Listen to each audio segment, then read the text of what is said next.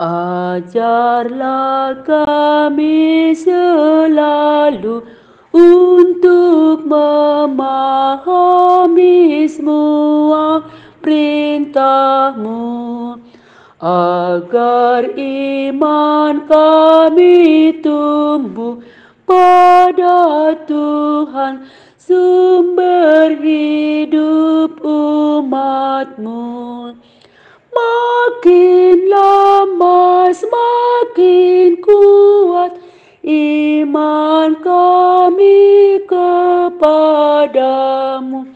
Perilaku kami seturut firman-Mu.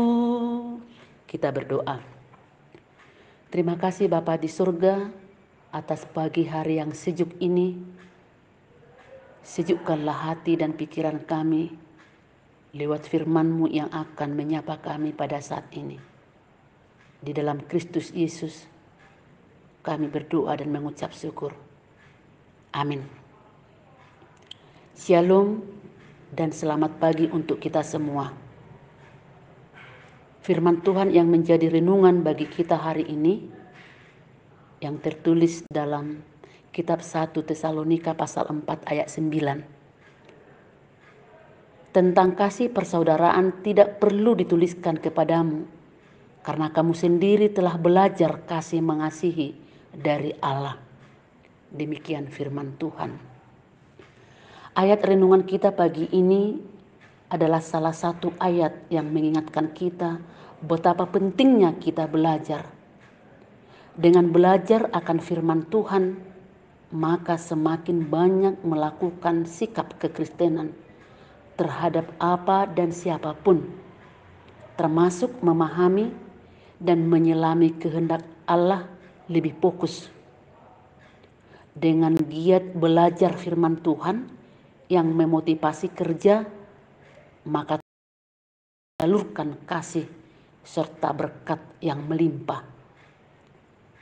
Saudaraku terkasih dalam nama Yesus Kristus, bagaimana cara belajar hidup dalam kasih persaudaraan? Jemaat Tesalonika telah mengamalkan. Mereka belajar kasih mengasihi dari Allah yang lebih dulu mengasihi mereka. Tapi Paulus ingin mereka lebih sungguh-sungguh lagi. Karena apa yang dikatakan dalam ayat 7 pasal 4 ini, Allah memanggil kita bukan untuk melakukan apa yang cemar, melainkan apa yang kudus. Sama halnya dengan kita, saudaraku terkasih dalam nama Yesus Kristus. Kita belajar dari Allah kasih mengasihi. Tetapi apakah sudah sungguh-sungguh? Praktek kasih mengasihi tidak semudah membicarakannya. Praktek untuk hidup kudus dan tetap berkenan di hadapan Tuhan tidak segampang membicarakannya. Kenapa saudaraku?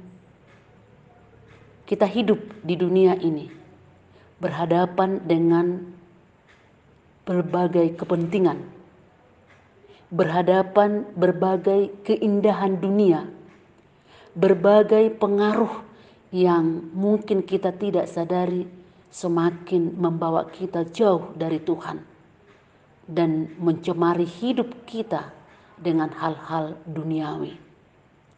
Untuk itu jangan kita lengah. Tetaplah kita memohon tuntunan Roh Kudus dan selalu belajar akan Allah yang mengasihi kita. Apa yang boleh kita pelajari dari Allah yang mengasihi kita, saudaraku, supaya tetap memperlihatkan hidup kudus dan hidup yang berkenan di hadapan Tuhan. Membuang segala keegoisan, menyalipkan segala kepentingan-kepentingan pribadi, dan juga kita harus semakin menyadari bahwa hidup kita ini juga harus berarti bagi sesama. Dengan demikian dari hari ke hari kita semakin sempurna dalam melakukan kehendak Allah melalui perkataan maupun perbuatan. Itulah hidup kudus dan yang berkenan di hadapan Tuhan. Amin. Kita berdoa. Kembali kami bersyukur kepadamu ya Bapa, atas berkat Tuhan yang menyapa kami lewat firman-Mu. Tuhan memanggil kami untuk